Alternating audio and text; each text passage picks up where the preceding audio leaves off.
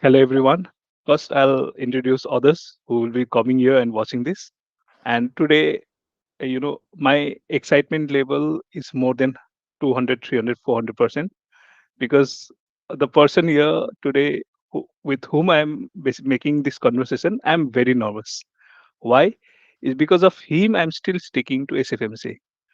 Because of him, I learned everything. And, I've openly said in a lot of times, and I'm little afraid, but to say you in front of you, I consider you as my guru. Oh, So I'm having a conversation with my guru today. thank you. I'm just here to help. I'm always happy to step in wherever I can. Definitely. I hope I can live up to that introduction. You have already lived up to there. Like in Indian mythology, guru comes from the Indian mythology, guru. Okay, and there was a, uh, you know, say, I'll call it Eklavya. Okay, Eklavya used to basically didn't know the guru. Basically, he didn't used to go with the guru and practice. He used to basically see his guru teaching Arjuna, and from the outside he used to learn. So I feel myself like a Eklavya. So, uh, Vic, uh, actually, you don't require any introduction. Okay, but what I've seen, to be very frank, is when even in my few of my project team, when I was discussing about you, okay, they were okay, who is he? Because SFMC, in SFMC, SSJS, and and your name, especially your name, I don't know how to pronounce that name there. I, you know that in your Git Stack Exchange. Okay, so I think introduction from you is required to everyone. Yeah. So real quick, I'm sorry, my speaker just went out and completely shut down, so I missed everything up till that last thing you just said. Okay, so what I said was, you can introduce yourself so that everybody comes to know about you, and those introductions will be like anything that you want to share with us, and those things that people has not heard about you till now. Sure. So who I am, I'm Greg Gifford. I'm known as Gord Tonington inside of Stack Exchange as well as my blog. I've been Salesforce MVP for I think 3 years, maybe 4. I'm terrible with date math. I'm gonna get close to, but not always on with it. I've been in the industry about 15 years. Current Salesforce marketing champion. Uh, I was one of the founders for How to SFMC. And still active there and help as one of the managing leadership. Over top of that, How to SFMC is mostly right now a Slack-based community for Marketing Cloud. We originated with the engagement platform, which was originally Marketing Cloud before, but now with the umbrella, we are looking to start spreading out more across the board and develop all of those that now fall under that umbrella.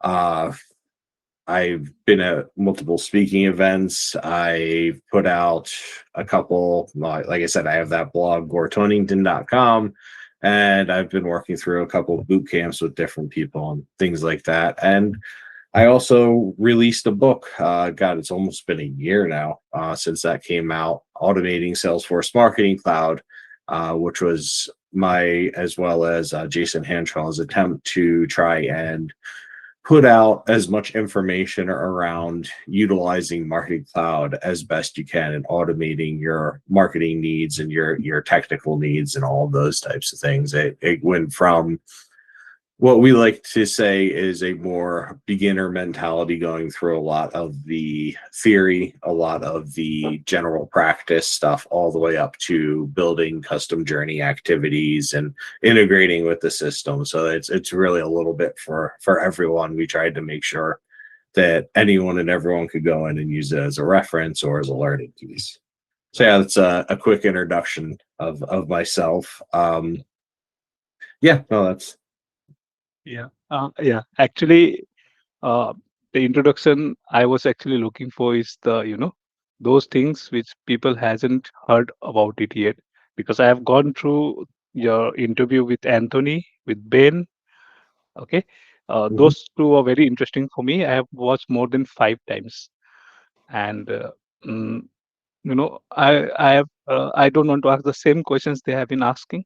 I've been ask I like asking questions regarding maybe some interesting uh, you know facts, like say about the first agency. You call it as middle aged group. Yeah, yeah, So that one was fun. I can give a quick kind of overview, like of like childhood to current.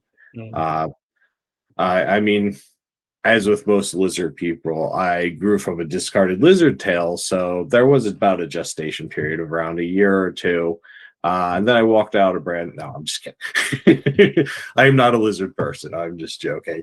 Uh, but I had a really good childhood. My wife tends to call my family like that, leave it to beaver style family, where everyone's always happy. Like we had couple times that things were tight, but in general, it was all pretty good. I kind of lived a sheltered life through most of my childhood. High school was kind of where stuff started to change, and I had a couple darker events happen that were very impactful that kind of made me realize, what do I want to do with life? I'm not going to be a rock star. I'm not going to be, the astronaut or, anything like that.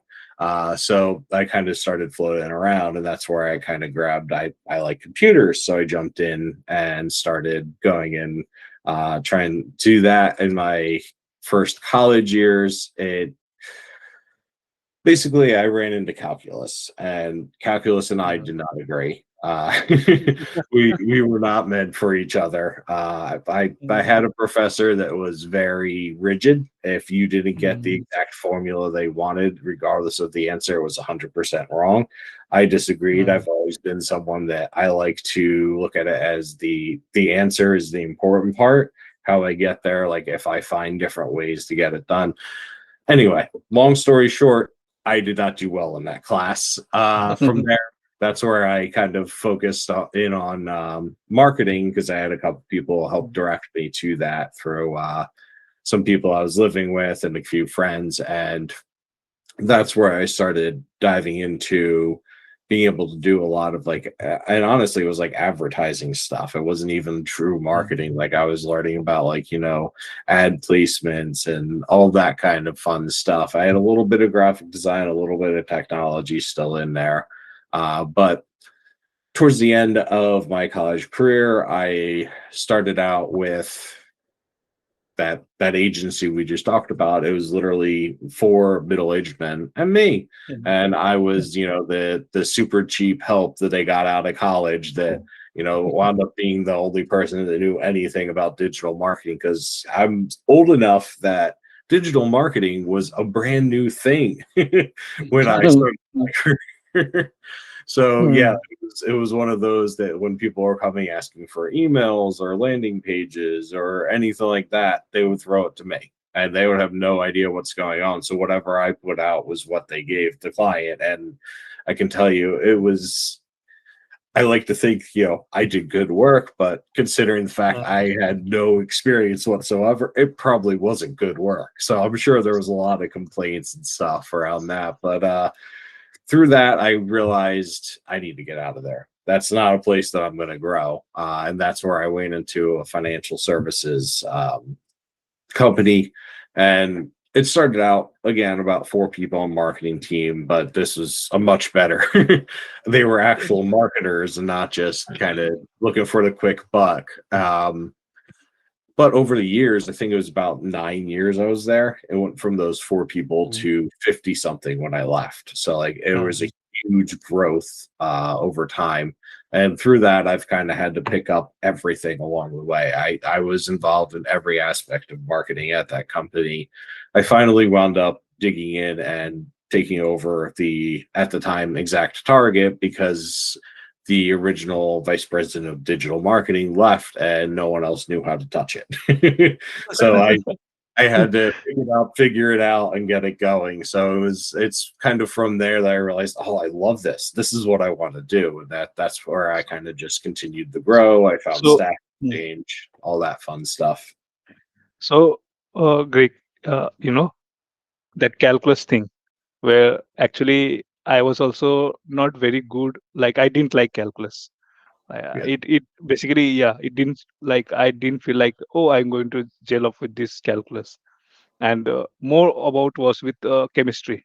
So uh, Yeah. my teacher, even the teacher, like he's short height, a little fat, okay, and he had some aggression when he used to teach, and I didn't like the way he used to teach.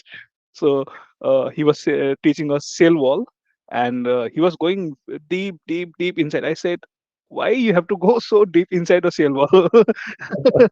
And uh, in the lab, if you used to say, "Let's go for lab," we basically didn't want to go to the lab. It was too boring for me, with that chemicals and all. So we used to play chess in the classroom rather than going to the lab. So then I said, "Oh no, what should I do? I'm not liking this. Yeah. This science stream is not for me." I felt somewhat, you know, and the similar way, like I was not a good student when in college, initial college school days. I was not a average. You can call it even a lower average person. So I did somehow I excelled after class 8 and 9. When I was doing, I was in class 10 and all. Then I started little, doing well. So Yep. in like in chemistry in class, when I was in class 11, I got 10 out of 100, because because I didn't like, I only had worked hard only with the cell wall. So after that I skipped everything. And for chemistry, physics and all, it was above 90 and all. That was the way. But I didn't like the subject. And it was mandatory for us. Yeah, that's one of those that, yeah, like you have to like it in order to be able to do it. And I knew right away science and chemistry and stuff was not for me. Like I did everything. I chemistry is supposed to be a required subject, but there was actually an alternative class that was around engineering in my high school, and I was like, yeah, I'm going to do that. I'm not touching chemistry like at all. Like I have absolutely no skill level at all in there. My Mhm. mind is not made to match those things. So I'm fully on board with you there. Yeah, that Yeah. was Yeah. The physics teacher, his name was Eric, and the teacher in chemistry, he was Trilocan Gadley. So chemistry teacher was very good one. He used to play guitar. He used to bring his guitar, and with his guitar he used to sing and help us with organic chemistry. So he had built a full rhyme out of, so he used to help us. And I like those teachers. They used to like me. And it was good. But I said, no, I'm not meant for this science. I want to do something else. I don't want to continue. So within 1 year I dropped and went to Polytechnic, where it was more of a engineering. So you have to do the diploma in computer science. And I started there. Then my total transaction changed, my career path changed, and everything changed. So there, I can relate this thing with you, like a average student initially thinking, I don't know what should I do. I'm not talented to be an astronaut. I'm not talented to be a, big police officer. Okay. Or those things that we used to see in the cinema. All these actors used to be the officers, cops and all. yeah. But used to feel, oh, I can't be there like them. I don't have that talent. Yep. So that part I can relate. And somehow, yeah, then, but I liked this programming from the start. Yeah. So 100%. Yeah. uh, in diploma only we started with visual, visual basics and all. I can go back to 2004, and then I say, yeah, 2004 visual basics, DOS functions and all. In DOS we used to write, we used to write in the floppy. We carry the code in the floppy. So from that phase we started learning, because the teacher, because it was new there was, it was very new. There were no teachers at all. at the beginning. So there was one HOD who was interested in computer science. He used to study with us and say, let's study together. So that how we started with computer science. Oh, nice. It's Yeah. awesome. There, so for you, uh, I go through, I dive people deep. And what I like with you was like you have quoted this. I am a lifetime learner that loves to mentor, teach, and collaborate. If you can explain this tag. Sure. So one thing about me is I I'm kind of like I love problems. And because of that, like I love problems in fact of solving them, not causing problems and sitting there and laughing maniacally. No. I mean I love having a task, let's say, instead of a problem. I love having that. And I will always create myself new tasks every single time. So I'm constantly learning, I'm constantly solutioning, I'm constantly growing. And that's how I've been my entire life and how I've learned to kind of excel at anything I can. Um, Through that though, I've realized that a lot of times working with someone, working even sometimes just teaching someone Mm, helps you as well. Like I mm, learn so much when I'm trying to explain something. I'm like, oh yeah, wait, this part. Or someone that has no experience comes through and goes, well, why don't you do this? Why don't we do that? I've always found that to be one of the most satisfying conversations mm, that I can have is being able to sit there and work with someone and also just seeing someone grow, seeing the mm, amount of potential that they have and seeing that realized is an amazing feeling. Like just mm, feel knowing that like I had a little bit of impact in their life to help them get there makes me feel awesome. So like that's really the majority of yeah. what I mean by that. Till now, yeah, till now, this too, like whenever I go with a lot of conversations, I say, okay, this part of this, what you're saying, it relates with me. Till now, this is also relating with me. I'll tell you why here.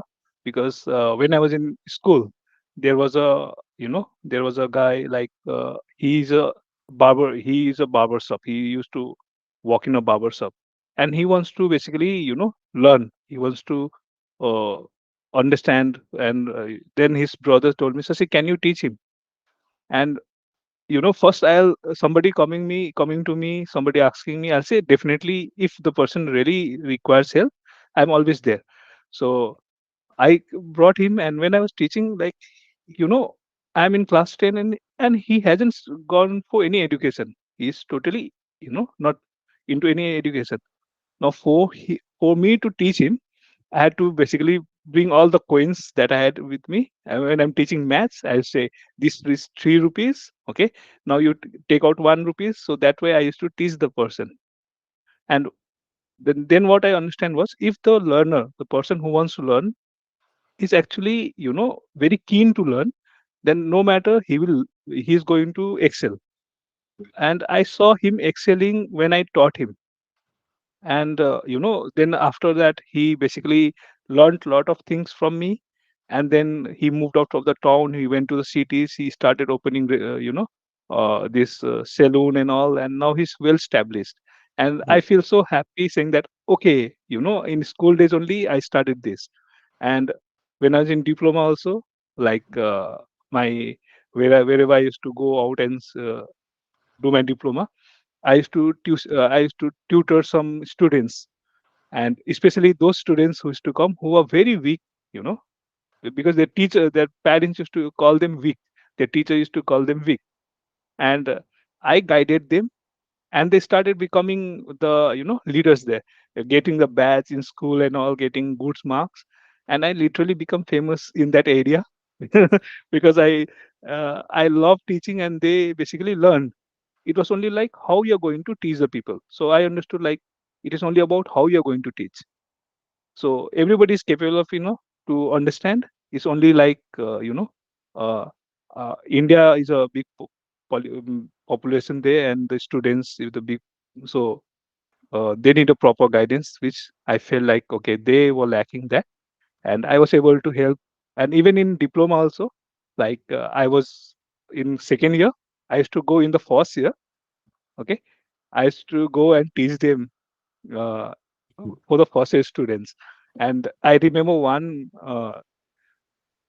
time what when I was teaching, there was a math teacher who was standing at the door, and he saw me teaching the students, and he went to the HOD and he said, since Shashi is teaching, I want to cut these chapters. Whatever Shashi has taught, I'm not going to teach.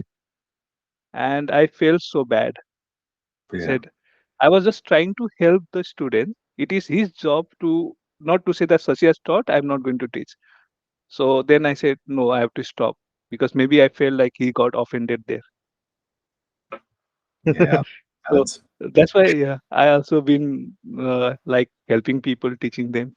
that's awesome. Yeah, no, that's I there are certain teachers that, and I mean that in general teachers, I'm not talking about specific teaching profession, that they do it for their personal ego in a way, that they feel like that's Mm, showing how, and that's probably similar situation that you faced there, where he felt that you were taking his job and trying to do it in a way that could potentially have more impact, and that made him self-conscious. And I never understood those people, because honestly, and I say this, my wife is an administrator in a school. It's director of special education and curriculum. So like, yeah, mm, I don't even know what she does. That's how how big. And so like I have a lot of insight into a lot of that stuff. So I have like a cheat sheet with how to help teaching, and then mm, just some of the stories she tells about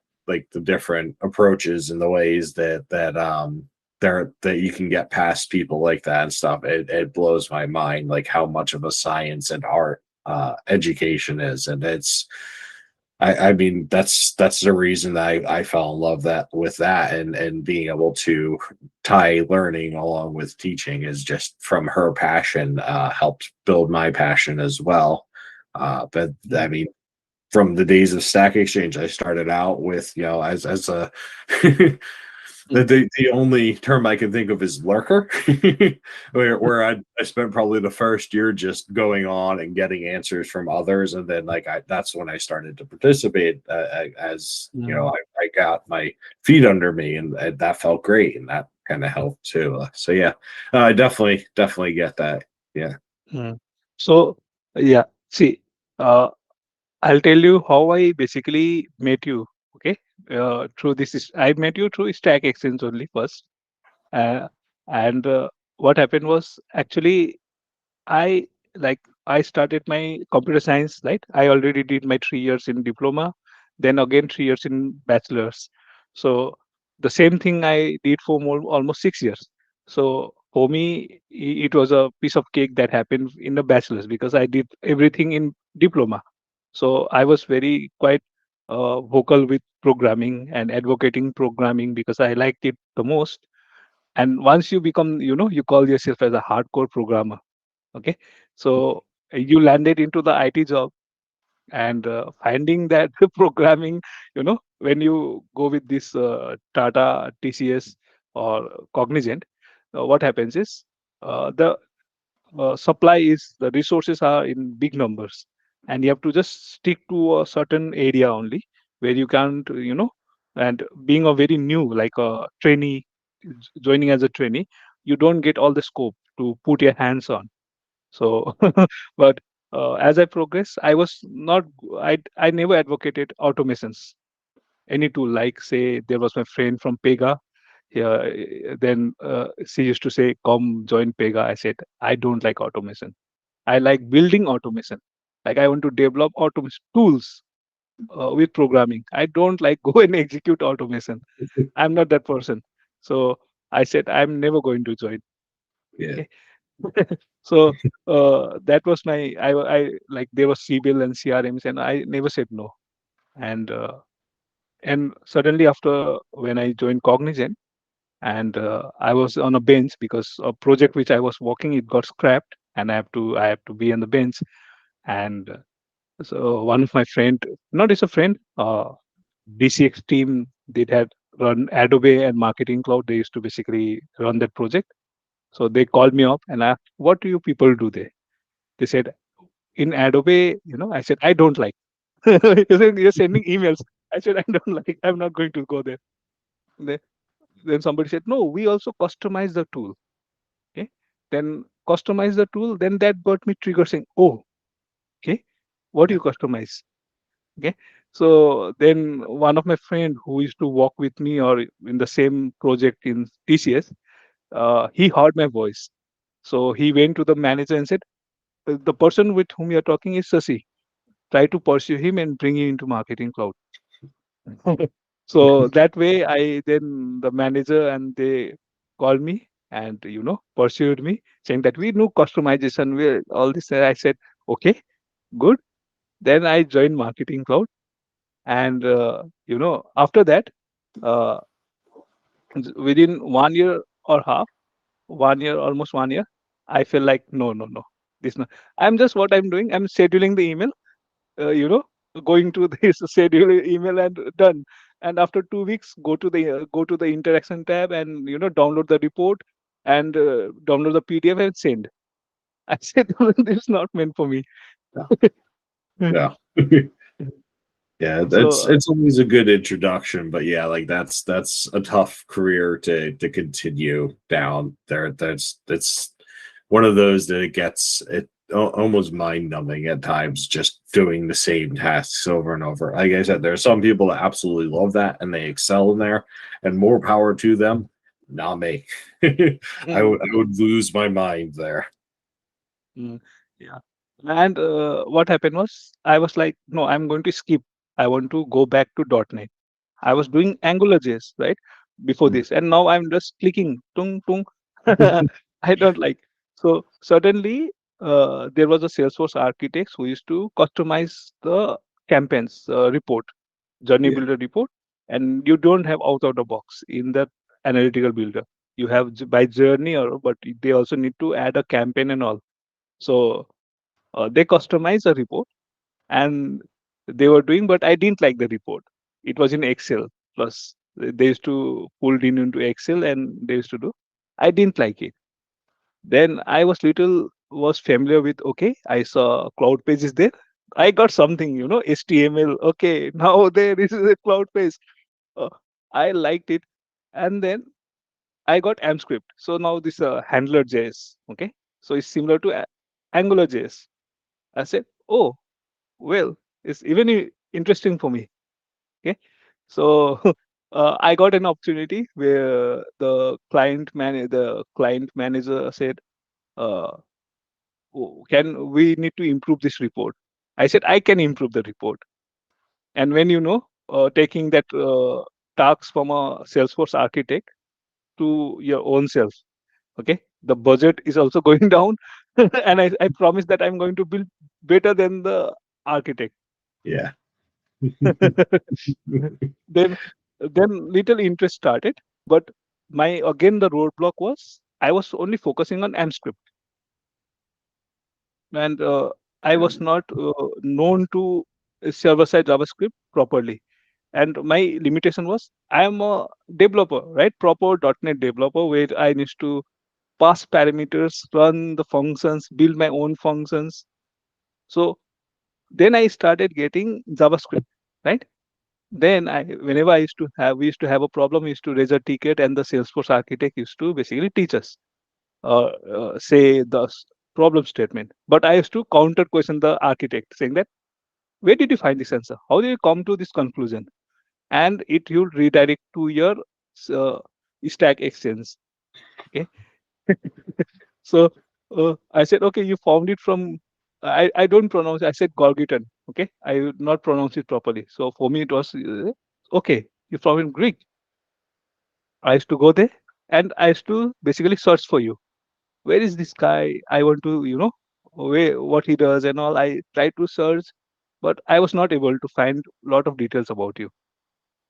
yeah. So my quest for you started a long time back, more than 5 years ago. I was searching for you. Where should I find this? Where should I find this? So anyway, today I found you. Yeah, Gord Tonington started out when I was like 12. It was just some random. It honestly started. I had to make an email address, and I thought it sounded cool, and that's just been my alias around for a while. So like, first couple of years, that's kind of why I chose it for Stack Exchange. I wanted to be anonymous. I didn't want it like directly attached to my name because at the time, like I was no one. I didn't want, the people at work going, "Oh, why is he on here? Does he not know the stuff that he?" So I just went with an anonymous alias, and that's kind of how it built. And then after a while, that's when I started realizing I need to connect my name to this. Like, it's important that I full transparency who I am and that what I'm doing. So that's kind of how that came around, and probably why you couldn't find me, because I tried my best the Yeah. first few years to make sure no one could find me. Yeah, initially I also was the same. Like I was not into link. I had an account in LinkedIn, but I didn't like social media. Didn't like, I always try to keep myself low profile, not exposing what I've done in the past. I just wanted, because here when I started marketing cloud, I saw totally different dynamics, and I'm very bad in expressing myself. It's very difficult for me to express. Like just see somebody asking me, Sashi, fill this marketing champion form. I said, seriously? I went 1500 words to describe. I said, it can't be. I can't. If you ask me, come and take an interview, I'm good. But writing there, I can't. I find it very difficult to, even in the that marketing cloud also, like I saw, they are just 1 year, 2 years guys experience. Okay. Now directly come to marketing cloud after 6 years of experience, working with all the different, they will not even understand what we have done with programming, going to database. Okay. They don't know normalization. They don't know polymorphism. They don't know anything. Now they are speaking so, confident. They are so enthusiastic, and they are doing well. So uh, if I have to explain them, there will be either a lot of people who laugh around, saying that, if I say something, then they will not understand. They'll say it doesn't happen here. No, no, no. Maybe it happened in .NET. I say it will happen here also. And who gave me that flexibility is you with the SSS. Because I'm able to write functions. I have to pass. I used to create variables, JavaScript variables. Okay, I'll create JSON files, JSON structures, and pass it. You know, so I was getting a lot of leverage to do that.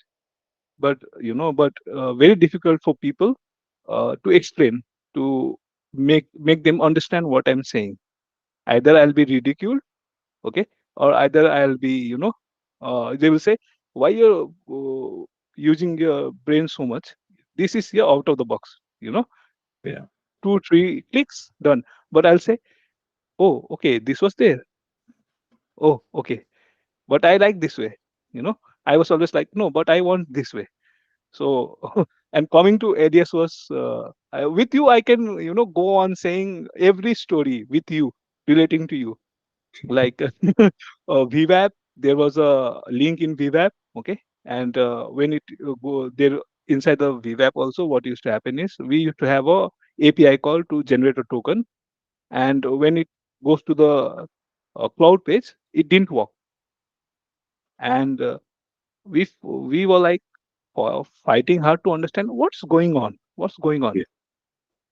and then the architect came with the proposal to add alias into that anchor tag. Okay, I said, okay, but tell me how this is done. How did you get it? He was not able to explain. He simply gave me the link that was redirected to your stack exchange. And it's funny too with that kind of stuff. There will be times that I'll go back. I'll be like, "How do I do this?" And I'll search, and then I'll come up with an answer I gave 2 years ago, and go, "Oh, thanks, past Greg." So I do So reference myself as well. yeah, I was going through your stack exchange, and it says that 982,000, 982,000 reached. So you're rich. it is, I can't imagine this rich. For me, like my blog is around 78,000. And that's also because of you only. That's also goes to you. When I wrote a blog, I got so excited that, oh, I found something that I haven't found till date. Okay. So I just tried that, try and catch. I didn't knew other people. So I reached out to you saying, see, and you came and gave the suggestion. And those like articles that I write in LinkedIn, 0 day focus resource, and it came from you. And I followed you and started. Now I think it's 15, 20 articles that I've, for each AMP script SSS, I've started writing there as well. Your articles are great. I thank you for the mention, but that's all you. You don't need to push anything on me. That's 100% you there. That's it's awesome stuff. Very well done. Mm.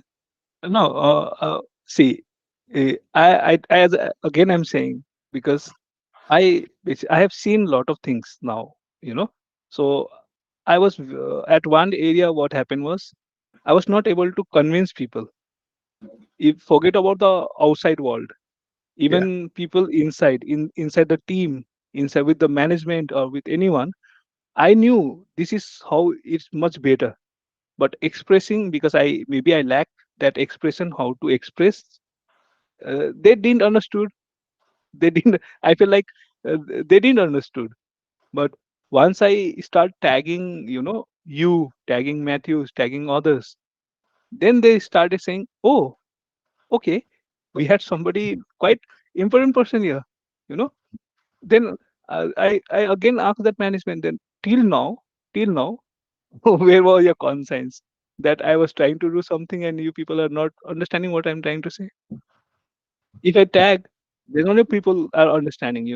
Even now, like when I go to trail it, and if I used to write an answer, uh, and let's say you have Matthews, the famous one, right? So if Matthews has to come and write the same answer, he will be best. Okay, no matter how much effort I'm going to put, because they don't know me. yeah, So yeah. reference has to be there and the credit has to be there, basically who has taught me, like you, Adam, and all, right? They have taught me, so I never forget. Even my childhood days, the people who had helped me, I never forget. So that's me. So Yeah, that coming back to it. sure. Mm. Now there was another thing that you have quoted.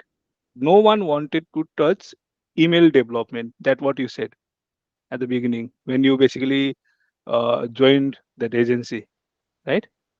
Yeah. Yeah. Email development was I hate this phrase, but it's the best one I can think of, like the redheaded stepchild of digital marketing. Because there was no defined like standards like there is on web. So like it was really just whatever all the time. And it was very spammy.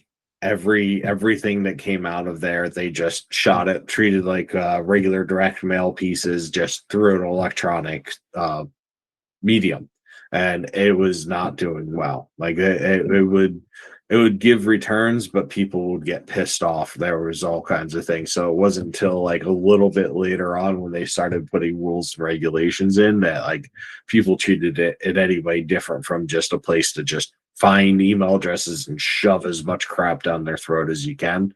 Once they got Mm. to where it actually started getting targeted, that's when like things kind of got better. But like yeah, it's during that time, like it was no one wanted to touch it and be responsible for it because it like there was so many crazy variables involved. There was so much pressure to get things done, and you really had no way to get that done well because Mhm. even still like there's Gmail renders it this way, Outlook is terrible, which every email developer is going to agree there. Mm. Then there's Yahoo Mail and like all of this stuff, and each one like there's special little nuances and quirks that go along with it. Where if you build a button that has rounded edges here, it might not there, or it might not even be a button over here. Like it's such a crazy mess, and there's so much knowledge needed to be able to do it well that Mm. no one wants to do it. There's just I mean, until recently, the pay for any sort of email developer was terrible. Like you were Mm. coming in like a good 20 grand underneath what a web developer would get, even though you're doing all of these crazy things, working in code that's about like 10, 15 years old, still in tables. So Mm. like you're basically fully on being creative with everything you make completely custom. You can't really do, and again, a lot of this has changed and gotten much better recently. I'm talking, years and years ago. There was really no great way to template things out because of all of the changes in the way you had to do it and all of that. So like Mm. that's why really I think that it was a special breed of people that got into email marketing at the time, and it's a lot of those people are amazing. I grew up with them. Like for instance, Mark Robbins, one of my email developing heroes. That guy is amazing and still continues to excel to crazy lengths there. And I just every day I look at him and I go, God, I wish I could be him. Eh, anyway, I was listening to your this podcast done by Ben, and you're saying I was the only person who with CSS HTML, and then somehow I landed to this email development, right? So you know, but it has worked you as a boon for you, isn't it? Yeah, it's kind of become one of my it really is what my introduction to marketing cloud was through email development there. Like it's become my love language because of the fact that it's not controlled. Like I can Mm. build 10 different ways to get the same thing done. And that was amazing to me. I'm like, yes, absolutely. I don't want to go, okay, I have X, I need to get to Y. Okay, it's this.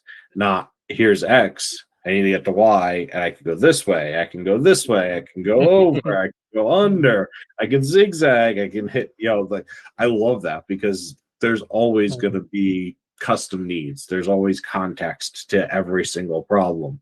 And being able to Mm. have multiple options means that you can find the best option for that context instead of going, no, we have to make this fit. And I hate that. I never want to just make something fit. Not at all. Yeah, obviously. Um, uh, exploring basically is the most interesting thing to do, Yeah, right? absolutely. If you just learning, and uh, I should not say, but I don't like this enablement programs, with PPTs and all. Yeah. So a lot of people, when they ask me, I say, uh, maybe if I have to add my own flavor, then I'm ready. But if you say some standard format, then for that standard format is not for me, Yeah. because it will be like people, if they come and hear me, they will say Sasi is bluffing because I'm going through a PPT. If they will ask me to open up and say whatever I want, then I can show them different things. How many people will understand with when we have the classic content for emails, right? And now content builder has changed the full dynamic. They so those caching issues and all people has to have a better understanding why used to happen there. Mm, there was another quote from you. Okay, when things become easy, then you know you aren't trying hard enough. Yes. That's how I've kind of lived my life. Like the second that I'm not nervous about something, the second that I'm like, that's easy. That's I can do that in my sleep. Piece of cake. Like I don't even have to try to do it. That's when I realized I'm sitting back. I'm resting on my laurels instead of actually continuing to grow. Because when it's easy and you know it, you're not learning. And if you're not learning, then you're not growing, you're not bettering yourself, you're not trying. And that's always been a fear, and that's something that I I always like to push, sometimes a little too hard. Like recently, I've actually for this year for 2023, I'm stepping away from a lot of the in-person stuff just because the past 2 years I've been with the book and everything. It's been nuts, and I pushed myself too far, and I've realized that. So like I'm taking a step back. But like if if I didn't have that kind of stuff, I didn't have that drive forward, I wouldn't be able to really I wouldn't feel like I'm doing it right, I guess is kind of where I'm going with that. So this becomes little an unpopular opinion because most of the people come with this is a easy stuff. You need to do step one, two, three, and you're done. Yeah, I'm not a fan of easy. I like the idea of easy. I like it when things are turn out to be easy, but I never go in, oh, this is the easy solution. That's the one we're doing because it's it it's not the best solution. Like nothing in life should be like they have that phrase, so like nothing in life is free or something like that. I believe that nothing in life is truly easy. You can just find Mm. easy ways to do it. And I prefer instead to find the best way, even though it might be a lot tougher, may not be a huge value impact, but being able to do it right and do it in the best way for me is more satisfying to me than just getting it done.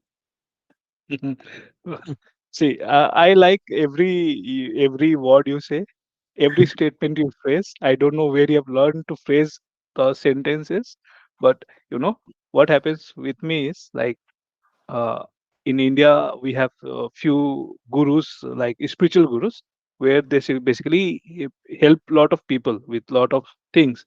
Right, when people are going with different in their life, they go with different phases. A lot of people go and watch their video. Okay, and what happens is the most famous one. They make a lot of jokes. Okay, uh, they make a lot of rhetorics in their sentences, and people like what they are saying. Okay, but the meaning, the depth inside, the person who is going through will understand the even the depth. And for me, I used to navigate with a lot of blogs, and I didn't like a lot of blogs. Like a lot of people have written there, but when I'm a learner, as a learner, I cannot. Now I am becoming I wrote some blog, then I appreciate everyone who is writing a blog. But when I was a learner, I was like, it didn't. I feel like why they're writing those such stories and all. Okay, I want a concrete thing to be like, if you're being a technical person, be a technical person and write a blog. And when I went through your blog, I felt like, obviously some guru is writing there. The guru who actually knows is not like you understand by your what happens. There are a lot of people who have their own perception of learning things, and they write on their own perception. Like this is, and maybe they don't find the word, they will go to documentation, try to carry some statements and words and put it there, right? But that was not in your case. And then I got hooked with your blog, and it actually changed my process of thinking a lot of times. Think because whatever I had, I was looking for something, I found it in your blog. And that's the way, if I'm getting certain recognition, it's all because of you. That's again I'm going to say. So Thank you. uh, coming back to you, the interesting conversation what I saw with the interview was with Anthony, with the DESelect one. Okay, So I'm sorry, what were you referencing? Anthony Anthony Lamot, the CEO of the DESelect. Okay. Yes, sorry. Sorry, I know like five Anthony's. I wasn't sure which one you're referencing there. So yeah, Anthony, he's an interesting person. I really like what he does. I do support a lot of that. I know there have been times I've come out and I haven't been a huge advocate of his DESelect. I know there's been some thoughts about like different security issues and all that. And of Mm, recently, I've kind of turned that opinion around because he's connected with me and they've worked on a lot of the concerns I had. They've worked with me to mm, get my opinion on things and shown that they truly 100% want to give the best of their product. So I've gained a lot of respect over time for him and his company with that, and he does go out inside of the community. It's not, I mean, he's the mm, owner of a product, so he's obviously always going to be selling, but he works that around in ways that he actually gives information that isn't just pushing the product, and that's something that mm, that I highly respect as well, because it's hard to do when your entire livelihood depends on people using your product. mm, It's hard to not always be pushing that product. yeah. So basically, I did watch this Bain conversation 5 times, right? But when I just it was just actually yesterday. I was watching this because I wanted to see. I was to try to write down about you. Whatever I can capture. So, but this one with him. Okay, I feel like, okay, two technical guys having a proper discussion. Okay, a proper interview that was being held there. And I feel like Anthony was trying to learn from you. He was trying to be very, I don't know how other will take it, but for me it was like Anthony was learning from you. Okay, when he was asking you a question, what all other products that you are trying to build now? So so I'm not positive how to fully answer that. Like a lot of a lot of what I've recently kind of been diving into is actually what we were talking about with the enablement stuff. Like I feel like there's a lot there that isn't isn't correctly made. And I don't mean to say anything bad about, like, for instance, like MC snippets. Amazing.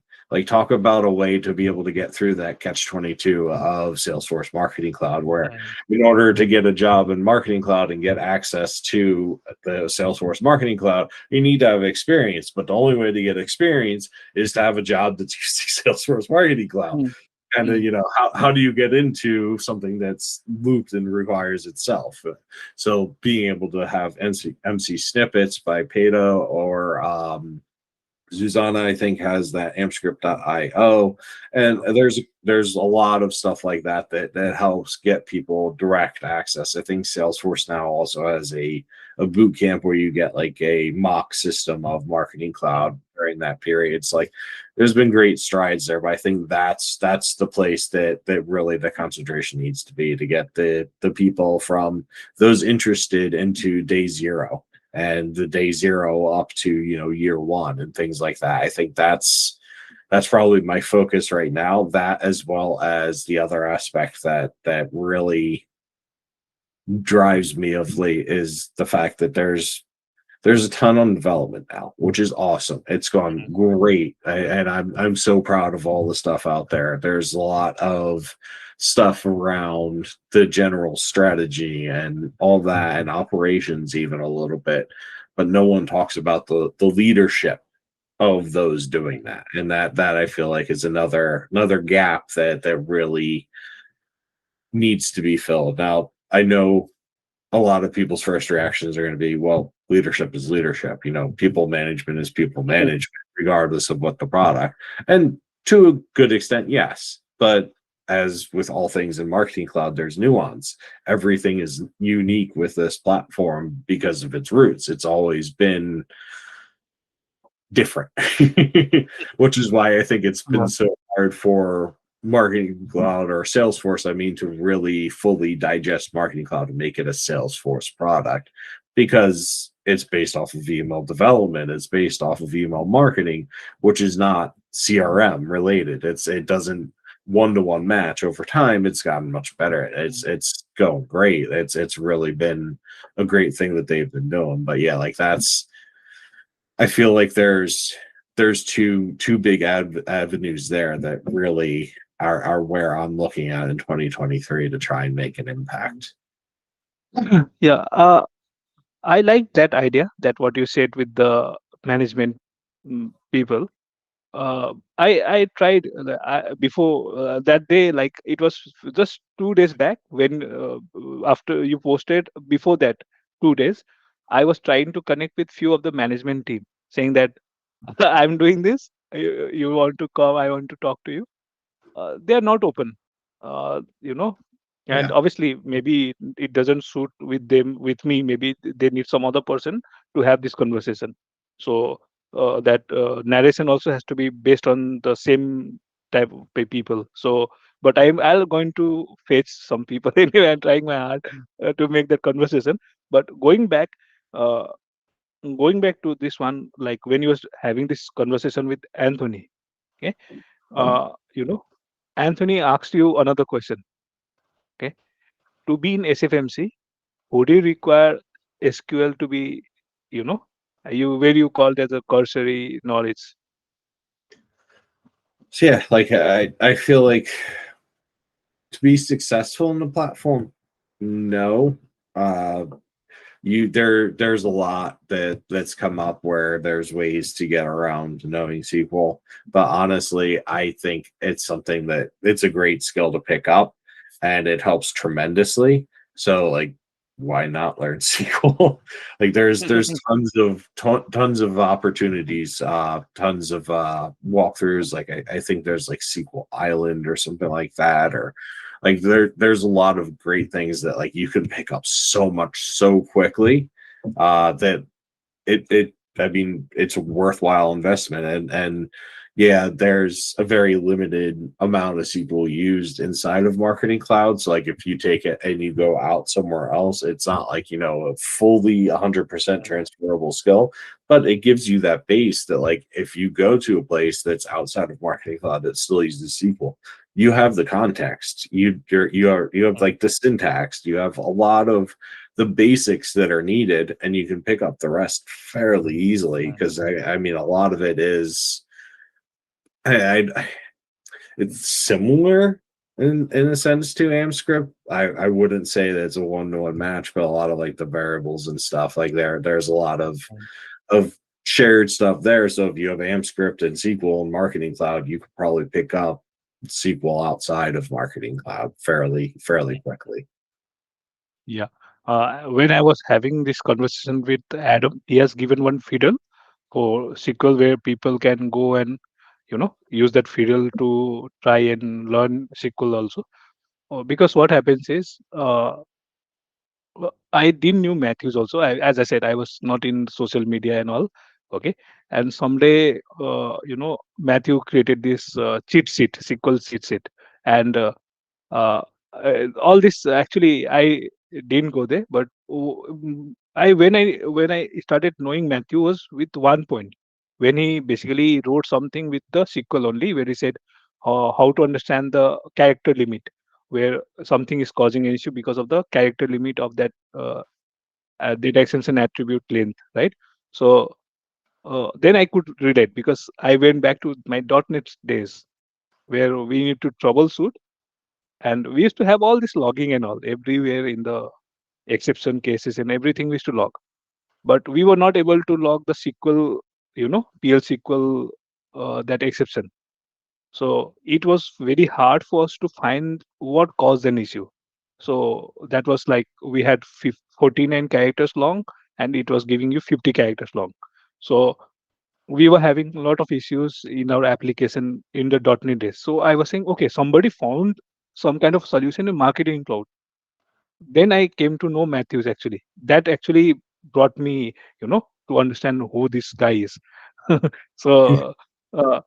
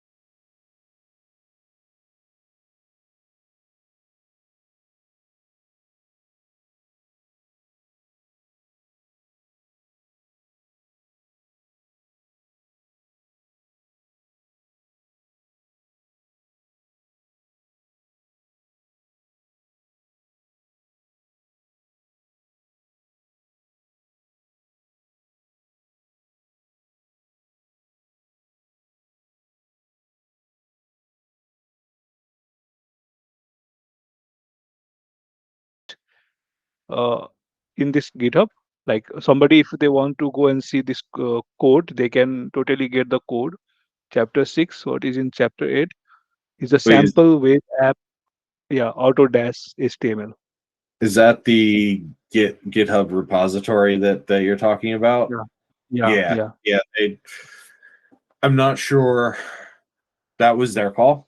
Uh, I was open to it because I'm always open to sharing as much as I can.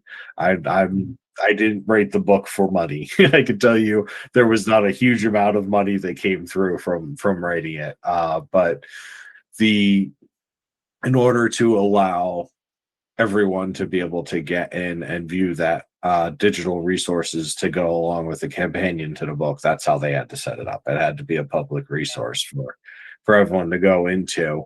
And like if you try to do like, oh, you have to use this password that's only in the book, like one person can buy a book and share out the password. Like it's Mm. not going to stop anything. So Mhm. it really was one of those, are we going to put a whole bunch of effort into something that's gonna, if people want it, they're gonna get it. So that was Mhm. the rationale there, and that's why those are available there. And their thoughts too were that the book was more about the context and the information around those chapters and like explaining the code Mhm. and all that than the code itself. Okay. Yeah. Oh, okay. That's why. Oh, few things. Okay. Now I understand. I was like, uh, I didn't understood why this is done. Okay, because see, even for if you see Microsoft. Okay.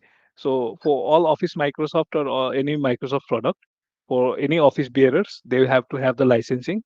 But sometimes they will come with a developer edition and all.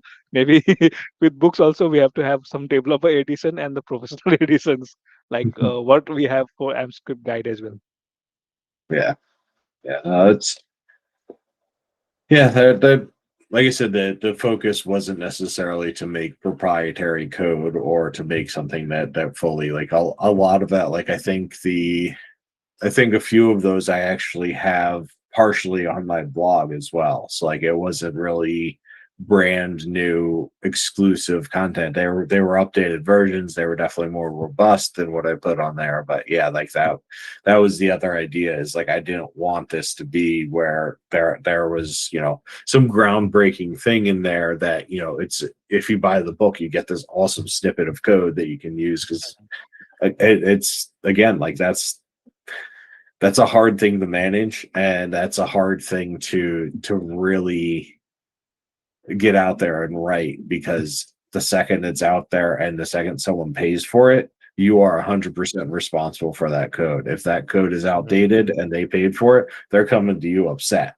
And Oh, okay. I'm not going to jump Uh-huh. into that game. I'm And I'm yeah, happy no. to put a piece of time in the basics, but like getting into that nitty gritty and getting into that where I'm selling the product like that is beyond me. That's not something I'm interested in. Just I don't. It sounds weird to say this, but I don't care about money that much to put that level of effort in. That's too much. Yeah. Yeah, I agree. I also feel sometimes, but sometimes I feel it is somehow, you know, it's required. Some way we need to also balance, like you what you're saying. Though we don't like to balance out, sometimes we have to do that those things, because when Adam was, I was very listening him everything what he's saying carefully. Okay, and when he said that they had the Salesforce person who is signing off the forward. So those things they have already brought into the picture. Like they are writing a book and they have the Salesforce guy who are basically reviewing it, writing a forward, and basically signing off. So later on, that uh, the alert basically he has walked 10 times. He thoughts, I don't know how. I want to understand him more, because not everybody will be able to you know. mm, how should I say that? Like I was listening. Okay, you have a benefactor who was a Salesforce guy. Okay, you write a book and then sign off. That is the sign that is being done. That was a Salesforce. You know. So the thought process. Adam. I know Adam. Okay. So I was like, okay, you know, I like decoding people, and I tried him. I have pinged him 2 3 times, but he hasn't responded. But I want to bring him. I want to decode, you know, because I want to learn. Huh. And what happens is like what I do for free, like in the Saturday sessions. When I go, those who I basically give it for free, teaching them, putting my 2 3 hours there, not much appreciated. Not much appreciated. If I just go with a PPT on enablement, a lot of people will be clapping me with a PPT. But if I go and dig dive and showing them the running the code, it doesn't happen. So I want to learn those people, like what is how they balancing out both the ways. So that is quite important for me. Coming to you back, okay, uh, like I have been doing this, which is quite exciting. Okay, I've been asking people to give their the favorite list, 5 people. Oh, that's a tough one. Um, I think probably I would say my favorite person is Gilda. Gilda is amazing. Mm, She has done so much for the community, and I don't think I would be where I am without her. She is a driving force for instance, the entire marketing champions program was 100% her. It's 100% run by her. I believe she has some helpers now, but like she's the one that pushed for that to exist and is putting all of that time and effort to make that happen. And she's done that behind the scenes in so many places. Like she is such a great resource to the marketing cloud, especially community, and that includes Pardot, that includes all of the others. It's not just the engagement platform or what is now called the engagement platform. mm, It's she's been a pillar in the community and a hidden pillar that a lot of people don't know about. So I always try to make sure to push her out there.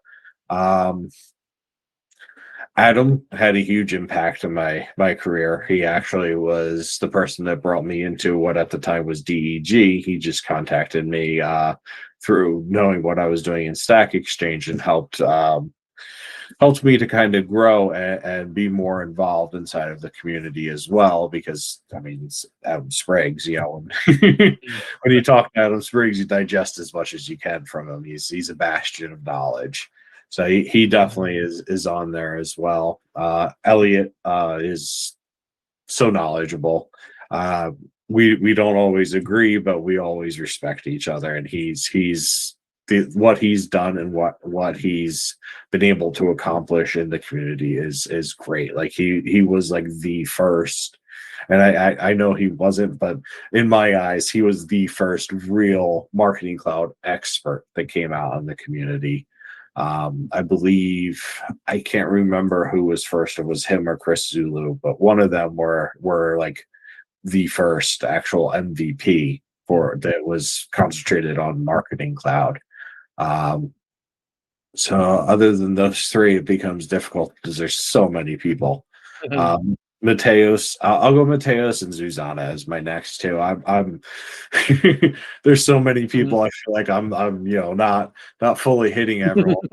Mateos has been a rock star. Like I Yeah. seen him come up and just start out from like who's this guy to being like I would say he's probably the number one most referenced resource right now inside of Marketing Cloud. Like he is his blogs, his answers on Trailblazer community and jumping inside of Slack communities and all that. Like he's all over the place. And he if he doesn't know it, it might not be Mm, worth knowing.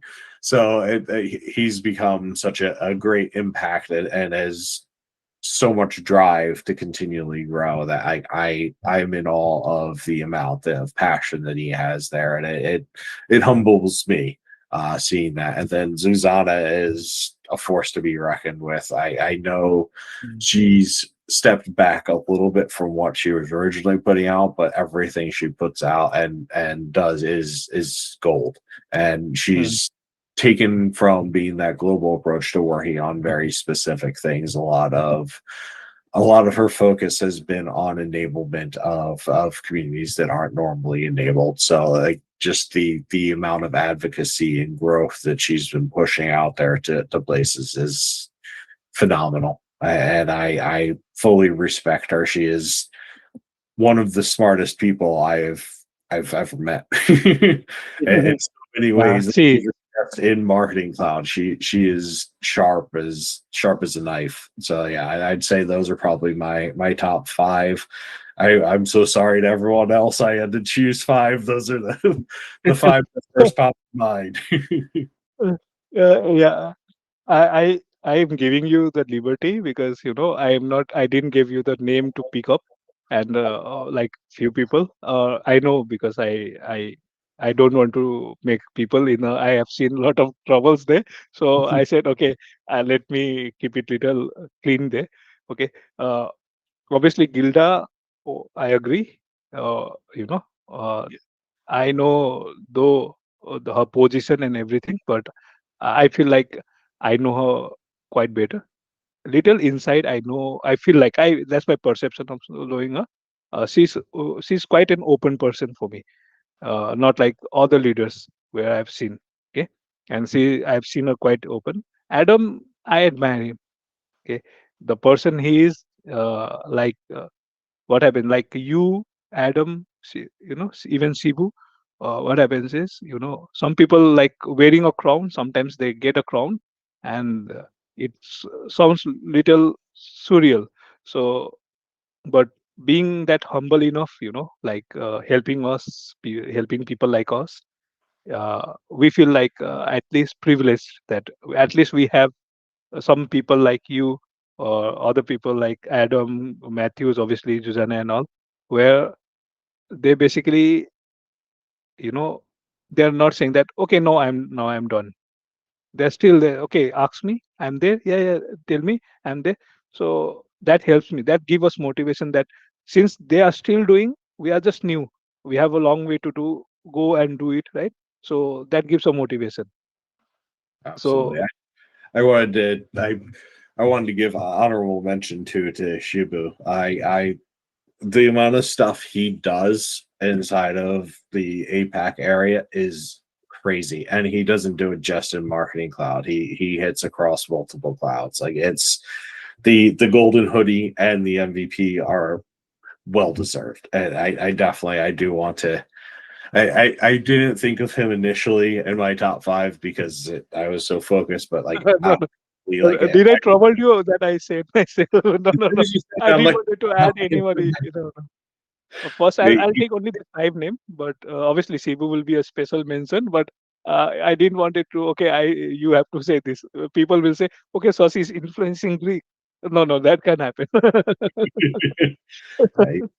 he's amazing. Yeah, absolutely. And all. I mean, he and there's a couple of people. They made that whole conference just out of from scratch.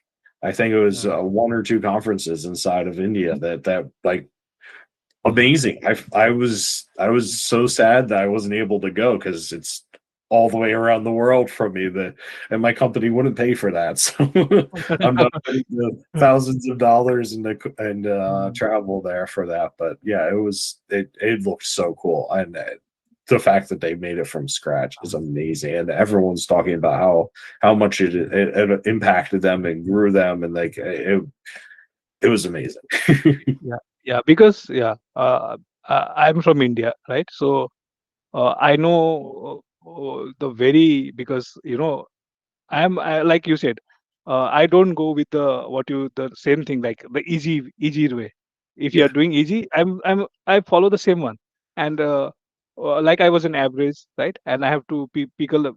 Somebody had told me that you have to work hard, and once you learn, once you study, then other people can't bluff you because you know the facts.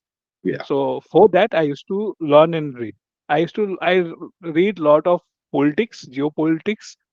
Okay, and obviously I write a lot of articles in Facebook where I don't allow everyone because I get trolled sometimes, messages and all very wild messages. So I don't allow everybody to come in there, only with the smaller group. So the Indian context is totally different. If you see the community, okay, like if you see Gaurav Khetripal, he's from India, Jaipur. Okay.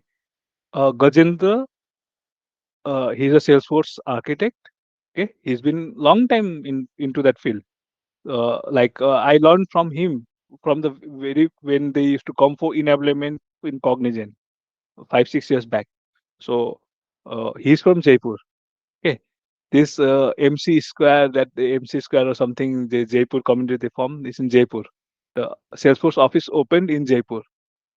Okay, so the community, the growth rate of community that is going to be built in the coming years, that will be very huge number from India. Like Salesforce core, they had that community build up uh, long time back, but Marketing Cloud is still penetrating. They have to penetrate even deeper. So the growth in their side, I'll tell you another in a lighter notice. When Matthews, if he knows that I'm in India, okay, if I'll say hello Matthews, he said namaskar. He'll start with the word. He have learned few Hindi words also. Oh, nice. Yeah, I'm not that culturally diverse yet. I'm trying to pick a lot of that up and be able to figure a lot of that out, because I've been more and more impressed the more exposure I get to everyone in that area. Like it's some of the smartest people I know are halfway around the world from me. So it's always a pleasure, and I know I should learn to pick up more, but unfortunately, that is one of those things that Americans are unfortunately known for, and is part of our culture, is that we are very centric in our culture, and I hate it, and it's been getting changed of late, and it's something I'm trying to fully adopt for sure. Yeah, because it's like I said, every single person I've met through there, it's fully impressed. Even like in the Philippines, I know a few people that I've had the pleasure of working with that are from there, and they're some of the strongest marketing cloud people I've ever met. Like I have a conversation with them. I'm like, oh my God, like how are you not like up there in the community? How are you not like, a person of renown? Like how is this not the case? So like it's 100%. Like I'm so excited to see everything that's coming from there. Yeah, if you see the Stack Exchange owner, the CEO, okay, his origin is from India, right? If you say Google, Facebook, not Facebook, Google, Microsoft, okay, just before this Elon Musk, Twitter, okay. If you go to Citibank a long time back with the crisis time, also there was Vikram Pandit. So obviously you will see a lot of Indian guys. Now the Prime Minister in Britain, yeah, and also your Vice President in the US.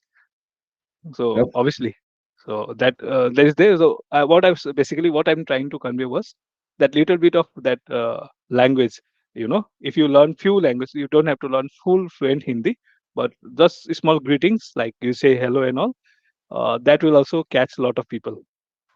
I told this to Maunir also. He basically writes a lot of Friday memes and Monday tips. I Yeah. said if you want to increase your impression, just sometimes add something with with a little bit of Indian context.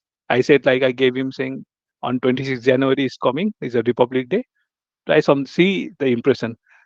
He maybe he followed or not, I don't know, but I'm trying to say, see, this is one catch. If people understands. If they don't understand, it's up to them. Even if you see the Salesforce core videos, YouTube videos they prepare, okay, if that is an Indian guy, you'll see it will be 90K, 100K people will be, though they watch video will be 24 hours or my script, my YouTube video is long hours, okay, but the subscription, if you see 300 or something, because Marketing Cloud hasn't penetrated, but Yeah. somebody creating just a small person from sales cloud, okay, it will reach a large number. So people has to understand this one. If they understood like the penetration, that's why the last question to you, Sure. because this the whole conversation whatever we have, I go, I'm open to everything, but sometimes I have to restrict something which I have to respect the other as. So last question to you is, uh, advices to these new people who are coming to Marketing Cloud. Okay, if they want to learn Marketing Cloud, what they should like mentally prepared coming to Marketing Cloud, thinking, okay, what should I do and how should I take my career progression? So I think probably the best advice is go in expecting to fail a lot. Like as much as that sounds like terrible advice, it's something that when you get in, because there's so much context to it, it's constant customization. Like you're gonna find a million ways to do things, so you're gonna have to experiment and learn and grow to figure out what actually works where and what's the best solution. And there's a lot of that, and honestly the best way to do that is to try it. And when you try it, you just have to have a safety net behind it. So, like, yeah, I'm going to take this approach, but if something happens with this approach, I can shift all this into this approach and like kind of plan for failure in a way. Like, what's that phrase? Hope for the best, but expect the worst. That's probably the best Mhm. approach to go into as you build up in Marketing Cloud, because things go wrong. I mean, you could even have, I've had times where I've built a solution that works 100% perfectly in the same instance somewhere else and is running perfectly. Try to rebuild it inside of like, a different section, slightly different, but essentially the same, and it fails. And I'm Mhm. staring at it like, what the heck's the difference? It's like, identical. And with a little bit of going in and planning ahead, that in case this doesn't work, I can alter this to be able to grab the same information, all that. You can take that uh-oh and turn it into an innovation. It's like that's what I feel is probably the best way to really be able to pick it up and move forward. Probably the second thing I would say is, don't worry about imposter syndrome. People are always going to question you. You're always going to question yourself. I i had my first major speech in 2016 in the Connections in this crazy auditorium. They told me it'd be 20, 30 people at most, have a small room. Wound up being this giant auditorium with hundreds of people in it talking about Content Builder. So when I found out about that, I went in the bathroom, threw up a couple times from nerves, and then when gave it, and I not to that extent, but I still get those nerves every single time I'm on a call, and that it's always one of those. Am I going to say something stupid? Am I going to screw up Mhm. this? Am I screw up that? That's always going to be there, no matter who, where, what you're doing. That's the case. That's how life works. So don't let that hold you back from something. When you feel that, it's kind of like we were talking about, where if something's easy, then you're not trying hard enough. If it's hard, you're doing it right. You want to go Mhm. forward, you want to continue to grow towards that. That's how you get better. So like that's the two things I would say is go in, accept failure and prepare for it. And then also make sure that you don't let you hold yourself back. Mhm. Yeah. So don't get easily demotivated, right? Yeah. Maybe always take it everything, every criticism or every failure as a learning experience. So we do not consider them as failures, but as a learning experience. If we can change that jargon, maybe it will help everyone, right? Yep. Yep, exactly. Thank you so much, Greg.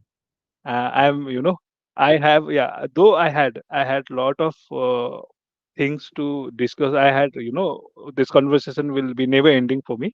I can go any length and breadth, but with the time, I have to stop this here. I'm stopping the recording here. Okay. Well, it is a pleasure being on. Thank you so much for the conversations. And I'm always happy to talk to anyone and everyone. So continued conversations throughout is awesome. Very excited. Sure. Thank you.